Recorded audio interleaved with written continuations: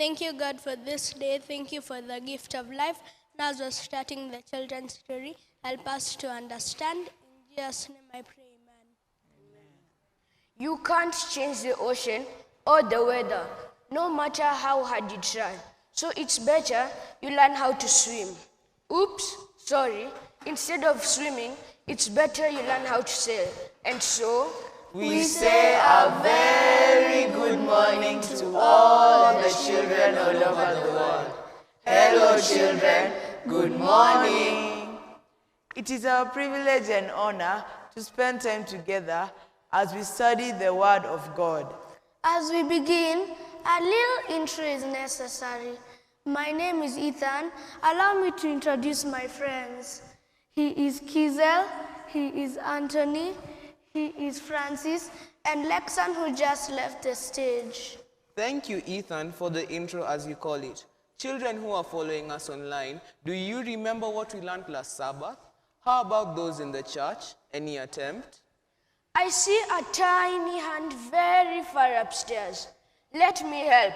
Our topic for last Sabbath was the beautiful gate. Correct. And our theme remains into the highways and the byways. And our topic of today is One heart, one soul. Did you guys say one heart, one soul? Yes. A very interesting topic. I am ready to learn.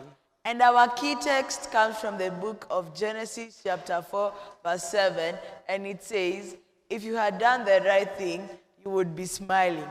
But because you have done evil, sin is crouching at your door.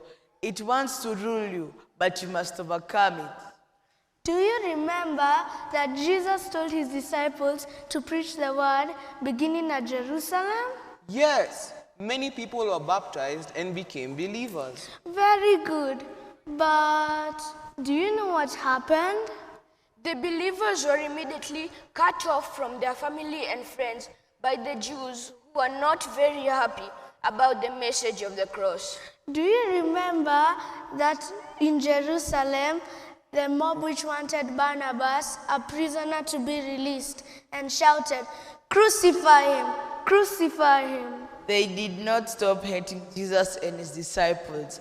When Jesus had ascended to heaven and the disciples started preaching with the power of the Holy Spirit, the Jews hated anybody who believed in the message of the risen Savior. So, what were the disciples to do? No food, no shelter, no clothing, no love. No, no, no, no, no. It became very necessary to provide the new Christians with food and shelter. The believers organized themselves and invited all together to give as they were able to. Those believers with money and possessions cheerfully sacrificed to meet the emergency. They sold their houses, land, and any property they had. And guess what? What? They all brought all the money from all of the items sold to the apostles' feet. The apostles divided the money equally among those who didn't have, according to their needs. Children, the love for the fellow brethren was greater than the love for money and possessions they had. Their works really testified that they valued the souls of men higher than earthly wealth. Let your light so shine before men, that they may see your good works and glorify your Father in heaven. Matthew 5 verse 16. And that, children, was the result of the outpouring of the Holy Spirit. They were of one heart, one soul. That is the word. One heart, one soul. You know what, children? Even you today can let yourself be filled with the love of Christ, just like those early believers. Kizel, but how can we be like the apostles, one heart and one soul? We can choose to help those in need. We can share our food, our toys, our time, our clothes, and our books. Like today, children have gone to donate books. When our hearts are filled with the Holy Spirit, we will just give and give. Boys and girls, by meeting the needs of others, we preach and preach with our actions and not our words. We can choose to follow the example of Jesus Christ, for he became poor so that we may be rich. And the love of Christ here means using our talents and our time, like we are now, to advance the work of God. Children, what does the 10th commandment say?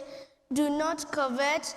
Listen, children, as the early believers, united of one soul and one heart in giving, a man named Ananias with his wife Sapphira promised to God that they will sell their property and bring the money back to the church.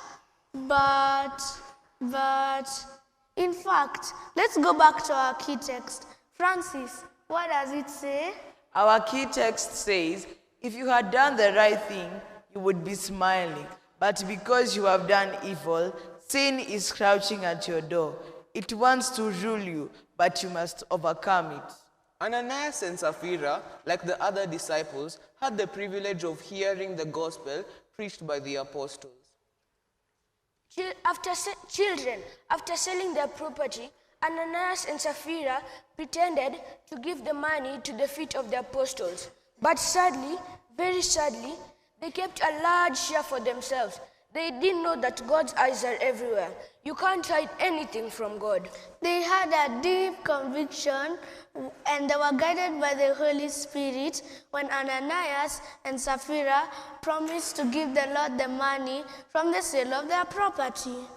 They had really desired to give God all the money, but Ananias and Sapphira grieved the Holy Spirit by falling into temptation. They began having feelings of covetousness. Then they soon began to regret the promise to God and also soon lost the desire to give to him. Children, after selling their property, Ananias and Sapphira pretended to give the money to the feet of the apostles. But sadly, very sadly, they kept a large share for themselves. They didn't know that God's eyes are everywhere. You can't hide anything from God. Dear children, this example was given as a signal or as a warning, and it applies to us even today. once you make a promise to God, Satan is not pleased. He protests and wants to break the promise.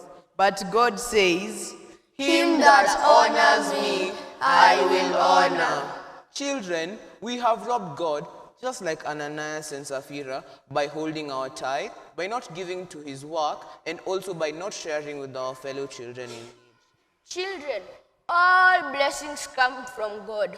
Yes. The Bible says in Haggai chapter 2 verse 8, silver is mine and gold is mine. So everything belongs to God. and if that's not enough, the psalmist declares, For every animal in the forest is mine, and the cattle on 1,000 hills. Children, we have learned several lessons today. Among them is that it is God who has given us wealth in order to spread his word. It is Him who sends the sunshine and the rain. All good things come from heaven above. Another lesson for today. God is the Auditor General, and soon he'll demand a strict account of how his goods have been used. and the big Q is, will you stand before the Auditor General with unqualified report or a disclaimer opinion? The answer is yours. By pretending they had given their all, Ananias and Sapphira too lied to the Holy Spirit and lost their lives and their lives beyond the graves. And if that's not enough, this same God who punished them then, today condemns lying lips. Hold fast the truth. Stand firm then, with a belt of truth buckled around your waist, and the breastplate of righteousness. Only then will you be able to stand. Be faithful, even in the little things that you do, and you will be trusted with even greater things. Finally, children, as we end, I have a story for you. Are you excited? There was a worker for the church. He was upset because he was not making as much money as he thought he would. Finally, he hired a lawyer. And then he sued the church, but he lost the case. Next, he lost his job and his friends. After losing his job and his friends, he lost all hope, put a gun to his head, and blew his own brains out because he was not contented with what he had. And the Bible says in Deuteronomy chapter 8, verse 18, but remember the Lord your God who gives you the ability to produce wealth. Give unto the Lord as he has blessed you. Give it and you will get it. If you have much, give much, because to whom much is given, and of him much is expected. And with that, we say thank you for giving to the Lord. We are so glad you gave. Join us as we sing along. Thank you for giving to the Lord. I dreamt I went to heaven, and you were there with me. We walked upon the streets of gold, beside the crystal sea. We heard the angels singing, then someone called your name. You turned and saw this young man, and he was smiling as he came. And he said, "Friend, you may not know me now." Then he said, "But wait, you used to teach my Sabbath school when I was only 8. And every week you will say a prayer before the class would start. And one day, when you said that prayer, I asked Jesus in my heart." Thank you for giving to the Lord. I am life that was changed. Thank you for giving to the Lord. I am so glad you gave. Thank you for giving to the Lord. I am a life that was changed. Thank you for giving to the Lord. I am so glad you gave. Let's pray. Thank you, God, for this day. Thank you for the gift of life. Now, as we're finishing the children's story, thank you for teaching us something out of the story of Ananias and Sapphira. Help us to be good stewards in everything we do. In Jesus' name I pray, amen. It was good sharing good news with you. Join us next Sabbath. Our topic will be The mighty power of God. For now, Bye.